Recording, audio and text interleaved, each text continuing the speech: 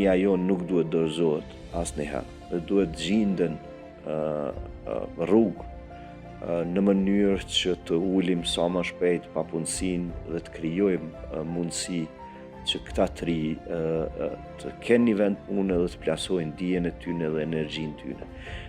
Kështu që vetëm dorëzimi mund të shkaktoj edhe ndoshta edhe shkatrimin e krejt këtij shtetit tonë që i themi Kosovë.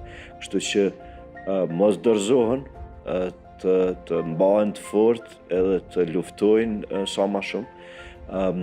Ata të cilët kanë mundësi, qoftë edhe minimale, të fillojnë me ndërmarrësi sa më herët, mos tuten prej dështimit, për shkak se ne vazhdimisht dështojmë edhe njerëz të cilët sot i shohin ndoshta të suksesshëm, ta dinë se mbrapa aty në